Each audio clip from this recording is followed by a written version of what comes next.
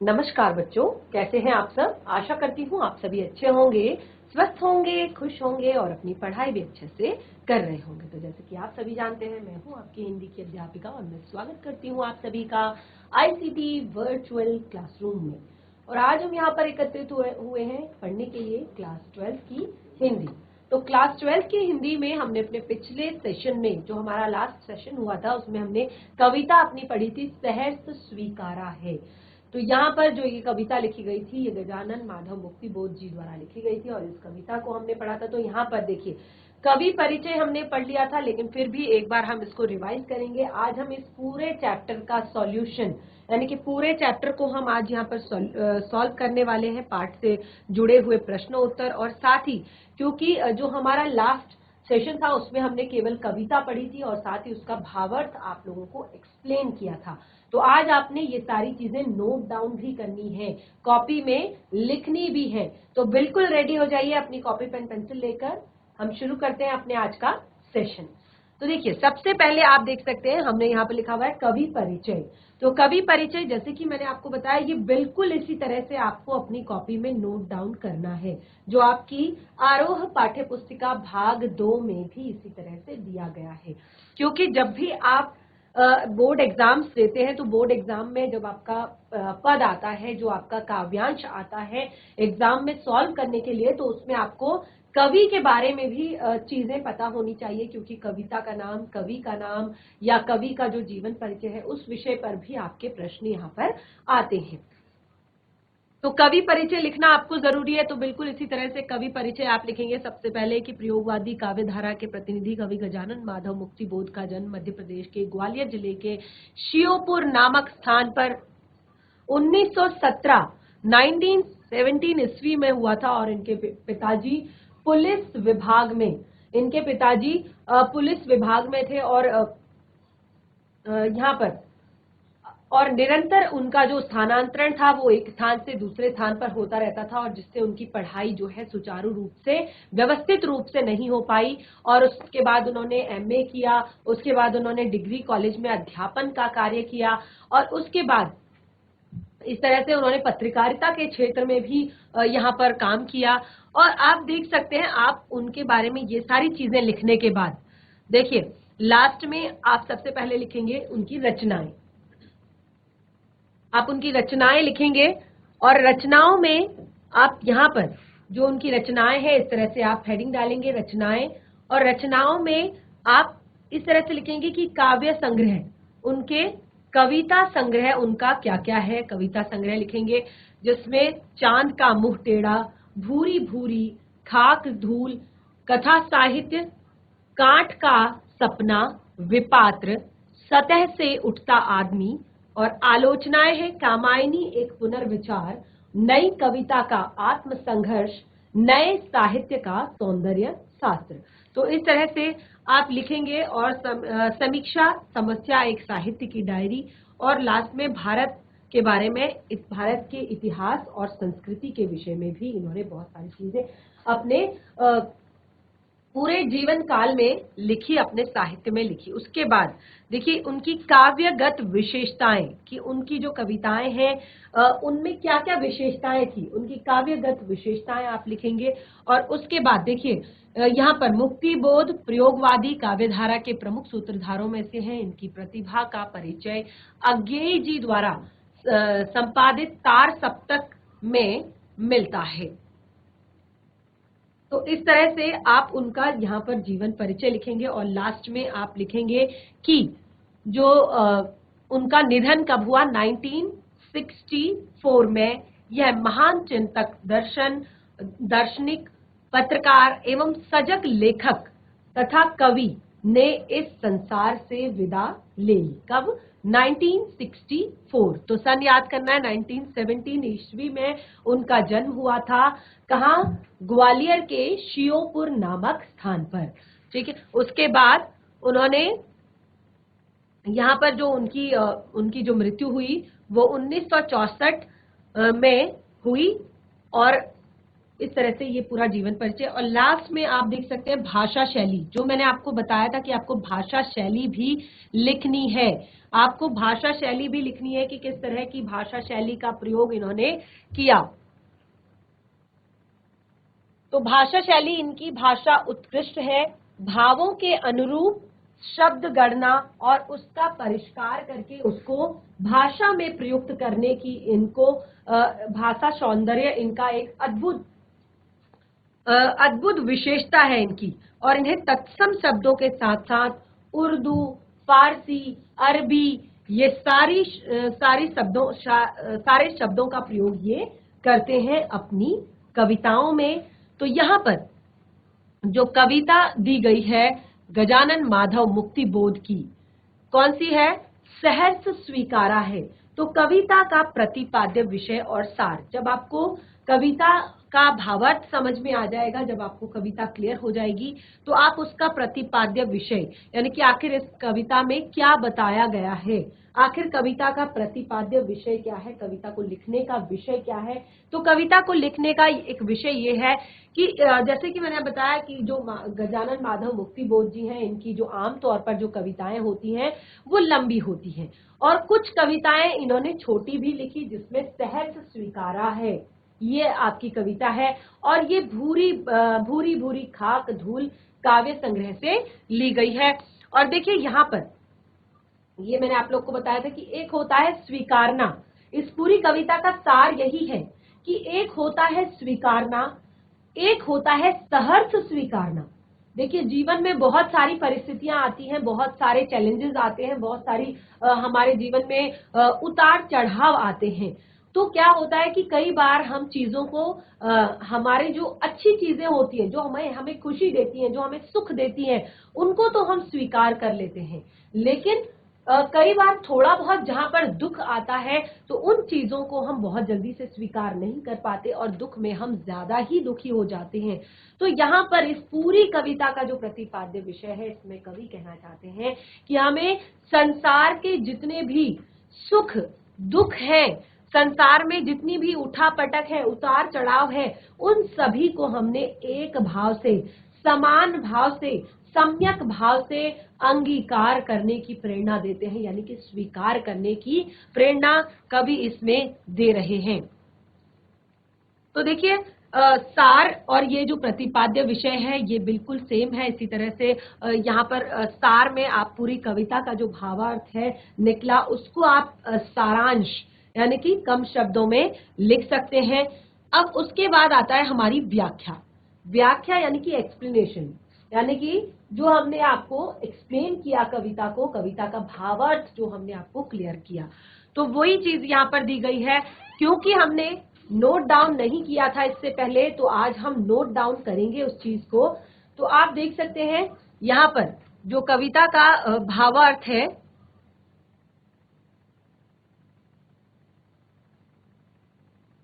तो एक बार कविता को फिर से पढ़ लेते हैं और उसके बाद उसके भावार्थ को नोट डाउन करेंगे। याद रखिएगा, रेडी हो जाइए बिल्कुल कॉपी पेन पेंसिल लेकर, बहुत ही ज्यादा जरूरी है कि नोट डाउन करेंगे। जिंदगी में जो कुछ है, जो कुछ भी है, जिंदगी में जो कुछ है, जो कुछ भी है, सहर्ष स्वीकारा है, इसीलिए जो कुछ भी मेरा है वह तुम्हें प्यारा है। जिंदगी में जो कुछ भी है, जो भी है, इसीलिए जो कुछ सहर्ष स्वीकारा है, इसीलिए जो कुछ भी मेरा है वह तुम्हें प्यारा है। गर्बीली गरीबी है यह गंभीर अनुभव सब, गर्बीली गरीबी है यह गंभीर अनुभव सब, विचार वैभव सब, दृढ़ता यह और भीतर की सरिता का अभिनव सब, मौलिक है मौलिक है, इसीलिए कि पल पल में जो कुछ भी जागृत है, अपलक है, संवेदन तुम्हारा है। एक्सप्लेन में आपको ये सब कर चुकी हूं, तो आप किस तरह से इसका भावार्थ अपनी कॉपी में नोट डाउन करेंगे वो देखेंगे आप। ठीक है, तो किस तरह से भावार्थ लिखेंगे? सबसे पहले तो देखिए यहाँ पर कुछ कठिन शब्द हमें दिए गए हैं, तो इन कठिन शब्दों को आपने नोट डाउन करना है। तो सहर्ष, एक हर्ष होता है और एक सहर्ष, खुशी के साथ। ठीक है, सहर्ष अर्थात खुशी के साथ स्वीकार करना, खुश होकर स्वीकार करना। स्वीकारना यानी कि मन से उसको एक्सेप्ट करना, मन से मानना। ठीक है, अगला है गर्बीली। गर्बीली शब्द यहाँ पर, गर्बीली गरीबी है। तो गर्बीली का अर्थ होता है जो स्वाभिमान से भरपूर हो, स्वाभिमानी हो। ठीक है, जिसको अपने ऊपर प्राउड हो, उस चीज के लिए गर्व हो कि मैं जैसे भी जीवन व्यतीत कर रहा हूं, मेरे पास ढेर सारा पैसा नहीं है, मेरे पास बहुत सारे सुख के संसाधन नहीं है, मैं बहुत ज्यादा पैसों वाला नहीं हूं, लेकिन जो मेरी ये गरीबी है मुझे इस पर भी गर्व है, क्योंकि मैं इसमें जो ये जीवन व्यापन कर रहा हूं, इसमें किसी भी तरह का, किसी को कोई कष्ट नहीं देता हूं, किसी को कोई दुख नहीं देता हूं, किसी के दिल को नहीं दुखाता हूं, कोई चोरी नहीं कर रहा हूं, किसी के यहाँ डाका नहीं डाल रहा हूं, कोई गलत काम में नहीं कर रहा हूं। तो मेरे पास जो कुछ है मैं उसमें संतुष्ट हूं, मैं उसमें खुश हूं, तो इसीलिए इसको क्या कहा है, गर्बीली गरीबी। तो गर्बीली अर्थात स्वाभिमानी। अगला है गंभीर यानी कि गहरा, अनुभव व्यवहारिक ज्ञान, जो उन्होंने अपने समाज में रहकर अनुभव ग्रहण किए हैं, उनको जो समाज में रहकर इस संसार में आकर उनको जो अनुभव प्राप्त हुए हैं, उन्हें व्यवहारिक ज्ञान कहते हैं। विचार वैभव, विचार वैभव यानी कि जो उनके पास विचारों का धन है, वैभव यानी कि धन, जो विचारों का धन है, विचार जो उनके पास है, उसके लिए कहा है दृढ़ता यानी कि मजबूती से। सरिता, सरिता का अर्थ होता है नदी। देखिए बच्चे, साथ के साथ नोट डाउन भी करेंगे, जो यहाँ पर शब्दार्थ हम लिख रहे हैं इनको नोट डाउन करेंगे। भीतर की सरिता, भीतर की सरिता का अर्थ होता है भावनाओं की नदी। भीतर की सरिता का क्या अर्थ होता है, भावनाओं की नदी, जो उनके भावों की नदी है। देखिए क्या होता है, कई बार जब हम किसी को दुखी देखते हैं, किसी को दुख में देखते हैं, तो क्या होता है, हमारे अंदर भाव उमड़ते हैं। तो यहाँ पर भीतर की सरिता का अर्थ है भावनाओं की नदी। अभिनव, अभिनव यानी कि नया। मौलिक, मौलिक यानी कि वास्तविक, मौलिक है, मौलिक है तो वास्तविक। जागृत, जागृत यानी कि जगा हुआ। अपलक यानी निरंतर। संवेदन अर्थात अनुभूति।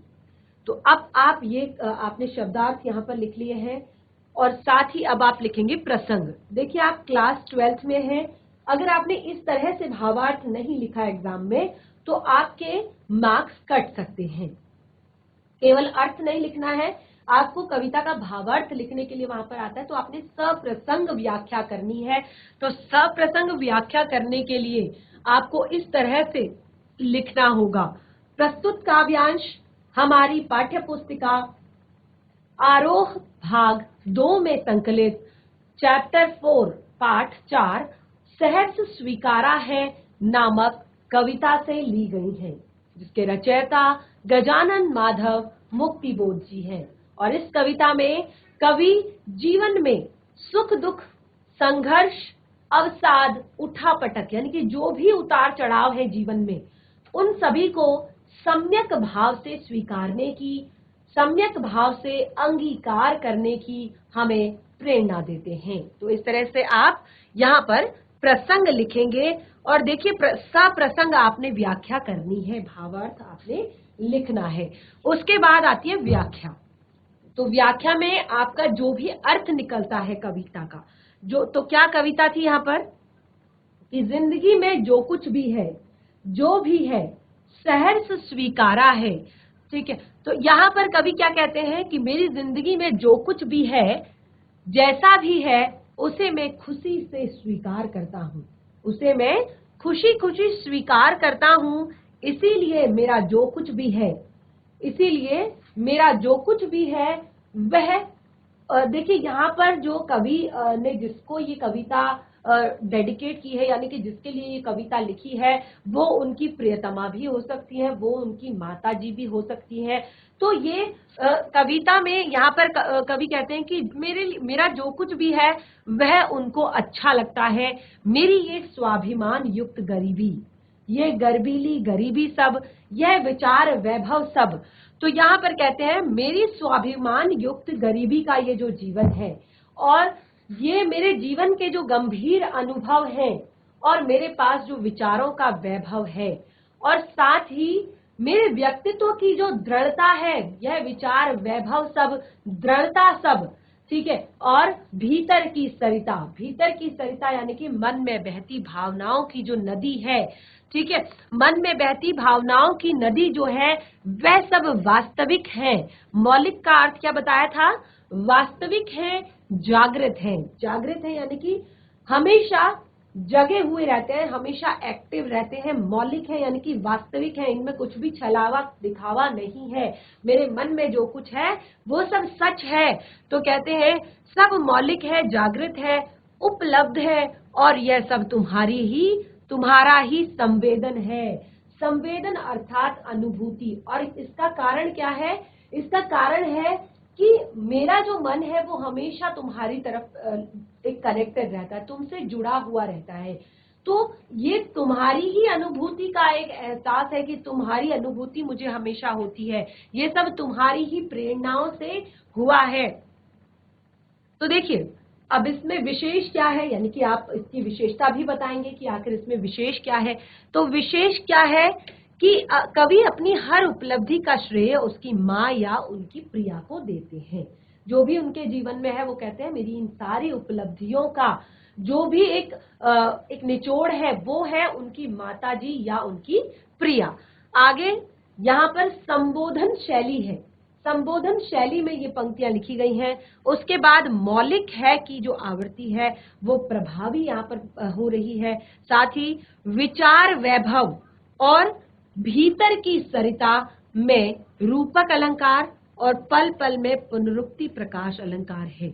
सहर्ष स्वीकारा, गर्बीली गरीबी, विचार वैभव में अनुप्रास अलंकार है। यानी कि अब आप यहाँ पर काव्य सौंदर्य बताएंगे कि आखिर काव्य में क्या क्या जोड़ा गया है कवि के द्वारा, किससे काव्य सुंदर बना है, किससे काव्य अच्छा बना है, ठीक है। और साथ ही खड़ी बोली का यहाँ पर प्रयोग किया गया है और काव्य की रचना में मुक्त छंदों का प्रयोग किया गया है, ठीक है। और गर्बीली गरीबी, गंभीर आदि विशेषणों का सुंदर प्रयोग किया गया है। तो इस तरह से आप यहाँ पर लिखेंगे। तो ये क्लियर हो गया आप लोगों को। तो नोट डाउन कर लीजिए फटाफट साथ के साथ। वैसे तो मैं आपको हर बार कहती हूँ कि आपको नोट डाउन साथ के साथ करना है। जो भी चीजें पढ़ रहे हैं उसमें सब पहले समझ लीजिए, उसके बाद नोट डाउन कर लीजिए। चलिए फटाफट नोट डाउन कीजिए। और देखिए आगे जब हम यहाँ पर हमने एक एक पद से प्रश्न लिए हैं, अलग अलग पद से हमने कुछ प्रश्न लिए हैं और इन प्रश्नों को लेने का कारण ये है, इन प्रश्नों को लेने का कारण ये है क्योंकि आप अभी 12th क्लास में हैं और आपको भावार्थ लिखने को आता है और साथ ही उसी पद से आपको प्रश्न आते हैं। तो यहाँ पर पहला पद हमारा था कि जो हमारा पहला स्टैंजा था, जिंदगी में जो कुछ भी है, जो भी है, जो सहर्ष स्वीकारा है, इसीलिए जो कुछ भी मेरा है वह तुम्हें प्यारा है। गर्बीली गरीबी है, गंभीर अनुभव सब, विचार वैभव सब, भीतर की सरिता, दृढ़ता यह और अभिनव सब, मौलिक है, इसीलिए कि जो अपलक, जो पल पल में है, जो कुछ भी जागृत है, अपलक है, संवेदन तुम्हारा है। तो ये हमारा स्टैंजा है, पद है, काव्यांश है और इससे जुड़े हुए प्रश्न यहाँ पर दिए गए हैं। तो पहला प्रश्न आता है, कवि जीवन की प्रत्येक परिस्थिति को सहर्ष स्वीकार क्यों करते हैं? कवि जीवन की प्रत्येक परिस्थिति को सहर्ष स्वीकार क्यों करते हैं? क्योंकि देखिए क्यों करते हैं, आपको उत्तर भी हमने दिया है कि कवि को अपने जीवन की जो हर उपलब्धि है, कवि को अपने जीवन की हर उपलब्धि व इस स्थिति को स्वीकार करते हैं क्योंकि ये सब कुछ उनकी माँ या उनकी प्रेयसी को प्रिय लगते हैं। क्योंकि उनकी जो माता जी है या उनकी जो प्रेयसी है वे हर रूप में उन्होंने अपने पति को या अपने प्रियतम को या अपने बेटे को हर परिस्थिति में उन्होंने सपोर्ट किया है, हर परिस्थिति में उन्होंने स्वीकार किया है। तो कवि कहते हैं कि अपने जीवन की हर उपलब्धि व स्थिति इसीलिए उन्होंने स्वीकार की, क्योंकि यह सब कुछ उनकी माँ या प्रेयसी को प्रिय लगता है, या ये उन्हीं की प्रेरणाओं का फल है। एक तरह से कह सकते हैं कि ये उन्हीं की प्रेरणाओं का फल है। ठीक है, तो इसीलिए उन्होंने अपने जीवन की प्रत्येक स्थिति को सहर्ष स्वीकार किया है। अगला है यहाँ पर प्रश्न, गरीबी के लिए प्रयुक्त विशेषण। गरीबी के लिए प्रयुक्त विशेषण, तो कौन सा विशेषण यहाँ पर गरीबी के लिए प्रयुक्त किया है? अभी अभी हमने यहाँ पर पढ़ा था, विशेषण है गर्बीली, यानी कि स्वाभिमानी, स्वाभिमान से भरी हुई। गरीबी भी कैसी है? गरीबी भी स्वाभिमान से भरी हुई गरीबी है। कोई ऐसी नहीं है कि दुख, उसमें भी दुखी है, संतुष्ट है, जो कुछ भी है उससे संतुष्ट है। तो गरीबी के लिए प्रयुक्त विशेषण का औचित्य और सौंदर्य स्पष्ट कीजिए। तो देखिए यहाँ पर औचित्य और सौंदर्य स्पष्ट करना है गर्बीली शब्द का। तो देखिए ये आप सबसे पहले तो लिखेंगे कि गरीबी के लिए प्रयुक्त विशेषण है गर्बीली। ठीक है, और इसका औचित्य, यानी कि इसको यहाँ पर लिखने का जो औचित्य है वो ये है कि कवि इस दशा में भी, यानी कि अपनी गरीबी की स्थिति में भी स्वाभिमान बनाए हुए है, यानी कि अपने अंदर स्वाभिमान बनाए हुए हैं, और जीवन के जितने भी उनके जीवन में उस गरीबी को उन्होंने बोझ नहीं माना। कभी भी उस गरीबी से वो कुंठित नहीं हुए कि मैं गरीब हूं, मेरे पास ये संसाधन नहीं है, मेरे पास ये चीजें नहीं है। तो इसके लिए वो कभी भी टूटे नहीं, दुखी नहीं हुए। उन्होंने अपने स्वाभिमान को बनाए रखा और उस स्थिति में उसको बोझ न मानकर हमेशा वो प्रसन्न रहे, हमेशा वो खुश रहे, हमेशा वो मुस्कुराते रहे, और उन्होंने उसको जीवन का एक हिस्सा समझकर उसको एक्सेप्ट किया, उसको खुशी के साथ स्वीकार किया। तो इसीलिए यहाँ पर इसका बहुत ही सुंदर सौंदर्य स्पष्ट हमने कर दिया है। तो इसी तरह से आप भी इसको करेंगे। अगला प्रश्न है, कवि किन्हें नवीन और मौलिक मानता है तथा क्यों? कवि किन्हें नवीन और मौलिक मानता है, क्यों? तो कवि यहाँ पर किन किन चीजों को नवीन और मौलिक मानते हैं? स्वाभिमान युक्त गरीबी, यानी कि गर्बीली गरीबी, जीवन के जो भी गंभीर अनुभव हैं, विचार वैभव, यानी कि विचारों का जितना भी चिंतन है, व्यक्तित्व की जो दृढ़ता है, और साथ ही अंत कारण की जो भावना है, यानी कि जो मन के जो भाव है, मन की जो सरिता, जो भावों की नदी उनके अंदर है, उन सभी को वो क्या मानते हैं? मौलिक मानते हैं। मौलिक यानी कि वास्तविक मानते हैं। वो कहते हैं यही सच है, यही वास्तविक है। और क्यों मानते हैं? क्योंकि देखिए इसका कारण ये है कि ये सब उसके यथार्थ के प्रतिफल हैं, यानी कि जो कुछ भी उनके जीवन में हुआ है ये सब उसी का प्रतिफल है, और इस पर किसी भी चीज का प्रभाव नहीं है। जो कुछ भी उनके पास है ये उसी का फल है। तो इसीलिए कवि ने यहाँ पर इन्हें नवीन और मौलिक माना है।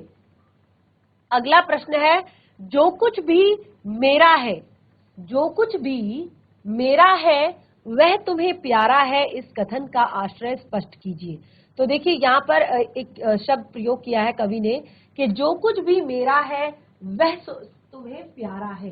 तो ये शब्द कवि ने आपको इसका आश्रय स्पष्ट करना है।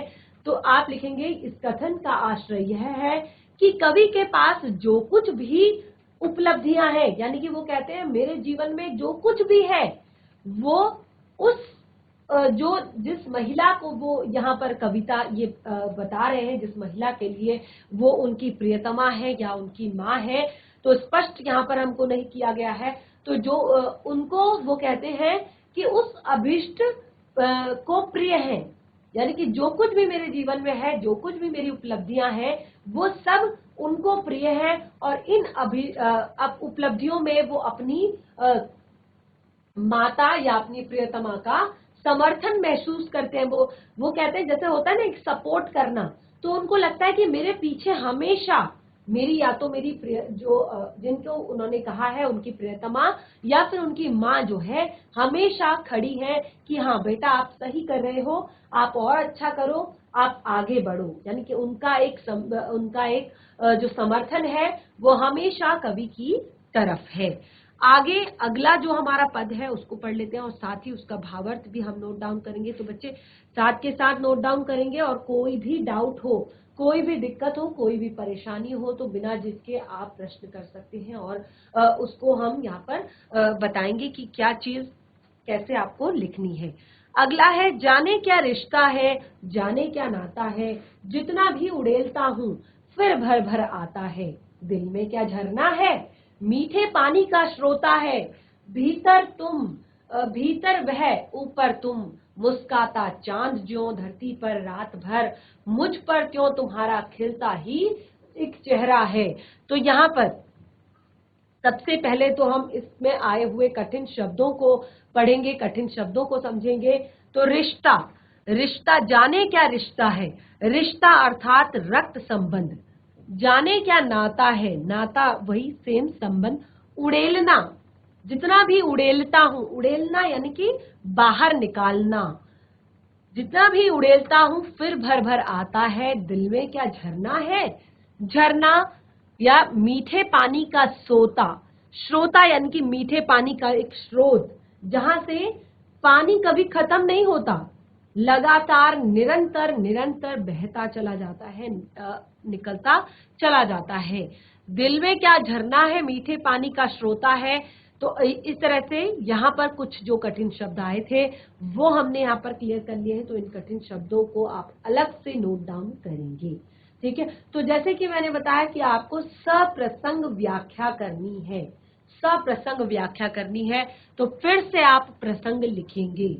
कोई भी पद आता है तो आपको प्रसंग नहीं छोड़ना है, लेकिन प्रसंग आपका सेम ही रहेगा, बिल्कुल जो आपने फर्स्ट में लिखा उसी को आप लिखेंगे, ठीक है। लेकिन आप अपनी कॉपी में नोट डाउन करेंगे तो उसमें भी आप प्रसंग लिखेंगे और एग्जाम में तो आपको लिखना ही है। प्रस्तुत काव्यांश हमारी पाठ्य पुस्तिका आरोह भाग 2 में संकलित सहज स्वीकारा है कविता से ली गई है। इसके रचयिता गजानन माधव मुक्तिबोध जी हैं और इस कविता में कवि गजानन माधव मुक्तिबोध जी जीवन में आए हुए सुख दुख, उतार चढ़ाव, संघर्ष अवसाद, उठा पटक को सम्यक भाव से, समान भाव से स्वीकार करने की, अंगीकार करने की प्रेरणा देते हैं। बिल्कुल वही लाइन रिपीट करनी है आपने और हर एक पद में आपने ये प्रसंग लिखना है, क्योंकि सब प्रसंग व्याख्या यानी कि आपको प्रसंग लिखना है, बताना है कि कविता कहाँ से लिखी गई है, इसके रचयिता कौन है और आखिर कवि कविता में क्या कहना चाहते हैं। तो देखिए हमने यहाँ पर पढ़ लिया अपना अगला जो स्टैंजा है, अब उसका भावार्थ पढ़ेंगे। तो बिल्कुल देखिए कवि कहते हैं जैसे कि हमने पढ़ा जाने क्या रिश्ता है, जाने क्या नाता है। तो कवि कहते हैं तुम्हारे साथ जाने कौन सा संबंध है और न जाने ऐसा क्या नाता है कि मैं अपने भीतर समाये हुए, दिल में क्या झरना है, यानी कि मैं अपने बनाए हुए, अपने हृदय में भीतर समाये हुए तुम्हारे जो स्नेह रूपी जल को जितना भी बाहर निकालता हूँ, यानी कि मैं इस संसार को जितना भी प्रेम देता हूँ, इस संसार में जितना भी प्रेम बांटता हूँ, फिर क्या होता है, वो फिर से चारों ओर से सिमट कर आ जाता है, फिर भर भर आता है, यानी कि वो फिर से चारों ओर से सिमट कर आता है, फिर से भर जाता है और मेरा हृदय भर जाता है। ऐसा लगता है कि मानो दिल में कोई स्रोत है, दिल में कोई झरना है। किसका झरना? भावनाओं का झरना, भावों का झरना। और ऐसा लगता है कि वो मीठे पानी के स्रोत के समान है, यानी कि दिल को आराम देता है, शांति देता है। जब आप बहुत धूप से आते हो तो आप क्या करते हो, कोई शीतल पेय पीते हो, ठंडा जल पीते हो तो आपको आराम लगता है। तो बिल्कुल, क्योंकि कवि यहाँ पर बहुत ही ज्यादा जो संसार की चीजों में उलझे हुए हैं, वो संसार की बात कर रहे हैं, तो उनको जो उनकी प्रियतमा का या उनकी जो माता है उनका जो प्रेम है वो क्या करता है, एक ठंडे पानी के स्रोत के समान है, एक मीठे पानी के स्रोत के समान है, और जो उनके अंतर मन को हमेशा तृप्त करता रहता है, अंतर मन को हमेशा शांति पहुंचाता रहता है। और कहते हैं इधर मन में प्रेम है और उधर देखिए यहाँ पर कहा कि इधर तुम, यहाँ तुम ऊपर वह, यहाँ तुम ऊपर वह, यानी कि यहाँ इधर मन में प्रेम है और उधर जैसे तुम्हारा जो चांद जैसा ये मुस्कुराता चेहरा है, जैसे चांद अपने अद्भुत सौंदर्य से, अपनी सुंदरता से, प्रकाश से मुझे नहलाता है, पूरी धरती को नहलाता है, ऐसा ही तुम्हारा जो ये प्रेम है ये मुझे प्रसन्न करता है, मुझे खुश करता है। और कवि का जो आंतरिक और बाह्य जगत है, यानी कि उनका जो मन है, वो दोनों उसी स्नेह रूपी जो नदी है उससे संचालित होते रहते हैं। कंप्लीट यहाँ पर क्लियर हो चुका है। अब इसमें विशेष क्या है, देखिए विशेष इसमें क्या है कि कवि अपने प्रिय के स्नेह से पूर्णतः आच्छादित है, कवि अपने स्नेह से पूर्णतः आच्छादित है, अपने स्नेह, अपने प्रिय के स्नेह में डूबा हुआ है। तो इस तरह से यहाँ पर अगला है दिल में क्या झरना है में प्रश्न अलंकार है, भर भर में पुनरुक्ति अलंकार है, प्रकाश अलंकार है, और जितना भी उड़ेलता हूं मैं विरोधाभास अलंकार है, मीठे पानी का श्रोता है में रूपक अलंकार है, प्रिय के मुख की चांद के साथ समानता के लिए यहाँ पर उसमें उपमा अलंकार है, मुक्तक छंद है, खड़ी बोली युक्त भाषा इसमें प्रयोग की गई है। तो आप इस जो भी आज हमने यहाँ पर भावार्थ लिखा है, अब देखिए बहुत ही कम इसमें पार्ट शेष रह गया है भावार्थ का, तो आप उस भावार्थ को नोट डाउन करेंगे, अपनी कॉपी में लिखेंगे, ये आपका होमवर्क है, जितना भी शेष भावार्थ। और देखिए आपको तरीका बिल्कुल क्लियर हो चुका है, आप बिल्कुल इसी तरह से लिखेंगे। शब्दार्थ, जो यहाँ पर हमने शब्दार्थ लिखे हैं, इन शब्दार्थ को आप अलग से लिख सकते हैं, पूरा एक पेज बनाकर अलग से उसमें लिख सकते हैं, चाहे तो ऐसे भी लिख सकते हैं क्योंकि आपको इससे क्लियर हो जाएगा एक एक स्टैंजा, एक एक पद, और चाहे तो अलग भी लिख सकते हैं। अभी थोड़ी सी कविता शेष रह गई है, तो एक्सप्लेन हमने अपने लास्ट सेशन में पूरी कविता कर दी थी।